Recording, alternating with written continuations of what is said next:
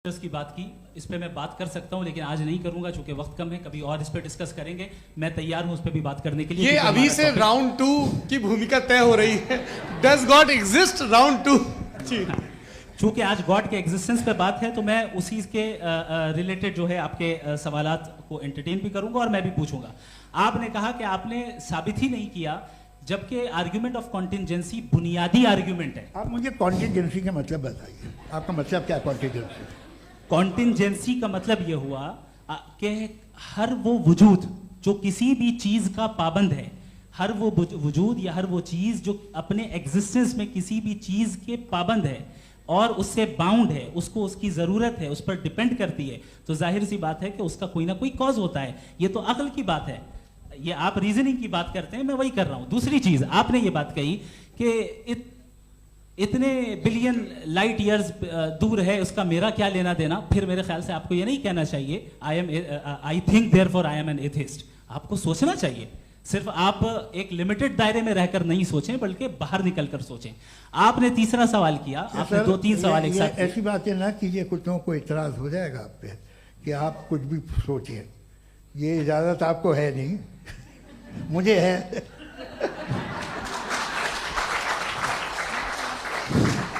जी, आपने problem of evil के ताल्लुक से सवाल किया और बार बार आप एक लफ्ज रिपीट कर रहे हैं कि ओमनीपोटेंट गॉड है, ऑल पावरफुल गॉड है। यही तो दरअसल समझना है कि गॉड का कॉन्सेप्ट क्या है। प्रॉब्लम ऑफ इविल जो है, प्रॉब्लम ऑफ इविल दर हकीकत 2 असम्पशंस पर कायम है। अगर आप इन 2 असम्पशंस को समझ जाएं तो ये प्रॉब्लम नहीं रहेगी, आर्ग्यूमेंट आपको समझ में आ जाएगी कि ये कोलैप्स कर जाता है। पॉइंट नंबर 1, यानी जो आपका सबसे पहला फॉल्स असम्पशन है कि गॉड मर्सीफुल है, ओमनीपोटेंट है, दुनिया में जुल्म हो रहा है।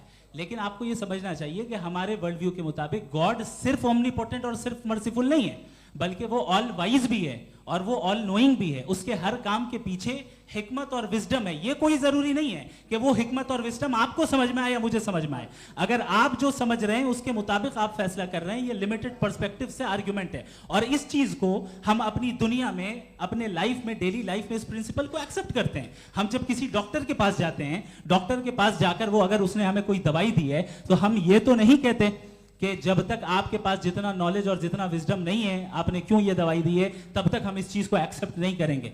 नहीं कहते, हम उसकी अथॉरिटी को तस्लीम करते हैं। क्यों? क्योंकि उसकी हम जानते हैं कि वो नॉलेजेबल है, वो विजडम वाला है, हमसे ज्यादा नॉलेज और हमसे ज्यादा विजडम है। बताएं सर। नहीं, डॉक्टर में और खुदा में बड़ा डिफरेंस है। डॉक्टर पढ़ा लिखा होता है एक, तो मैं उसकी बात सुनूंगा।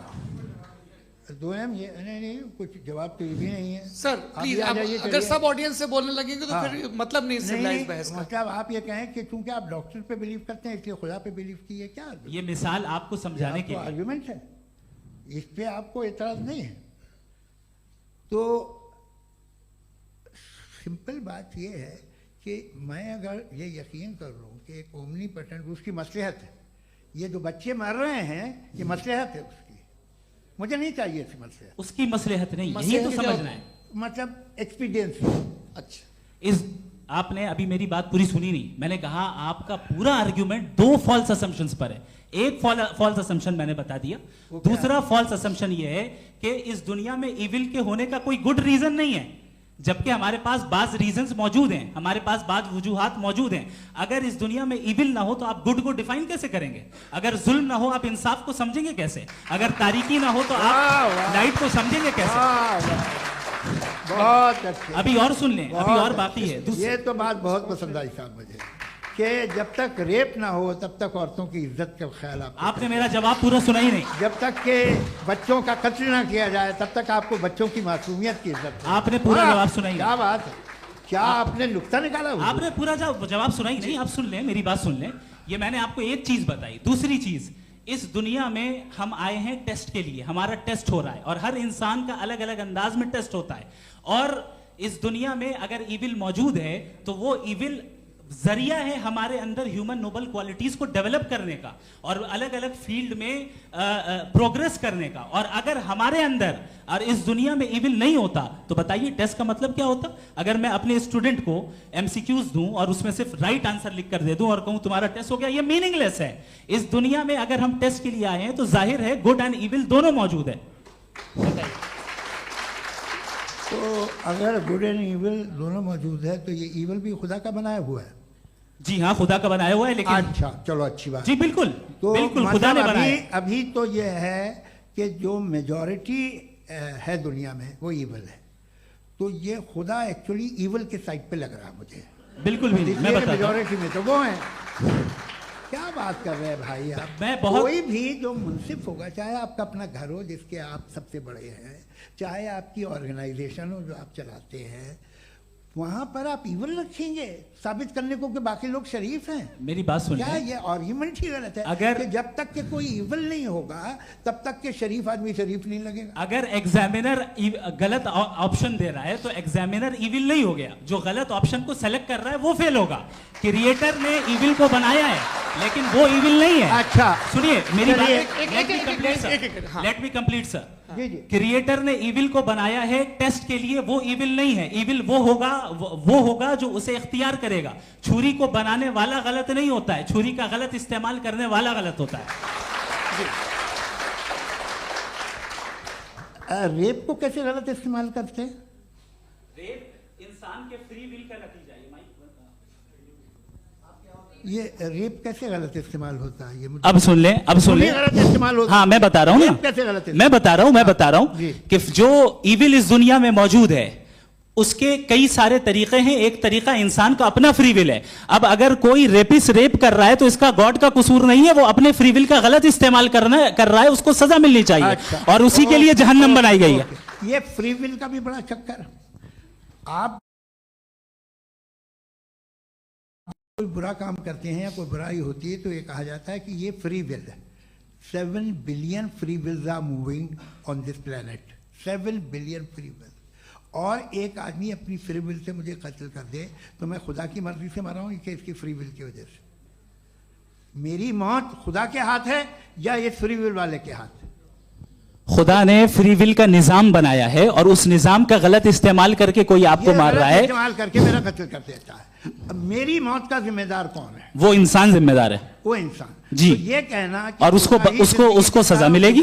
तो अब आप आगे चलिए कि ये तय करना कि अल्लाह ही या खुदा, सॉरी अल्लाह ने, खुदा ही जिंदगी देता है, खुदा ही मौत देता है, ये गलत है। बिल्कुल गलत नहीं है। हाँ नहीं निजाम उसी ने बनाया फ्री अरे विल का। भाई, एक- निजाम मौत और एक- हयात का उसी ने बनाया। You are contradicting yourself.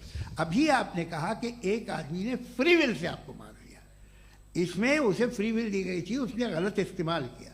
7 billion free wills are moving on this planet और आप चाह रहे हैं कि मैं सिर्फ खुदा का ध्यान करूं। ये 7 बिलियन फ्री विल्स को मुझे लुक आफ्टर करना पड़ेगा कि नहीं? ये तो तबाहियां कर रही हैं और तबाहियां ज़्यादा हो रही हैं। बिल्कुल। तो अगर आप बताएं अगर खुदा नहीं है फॉर एग्जाम्पल, हाँ। तो आप इविल को कैसे डिसाइड करेंगे? यानी how can you define evil objectively without God? देखिए दुनिया में 2 तरह के जानवर हैं।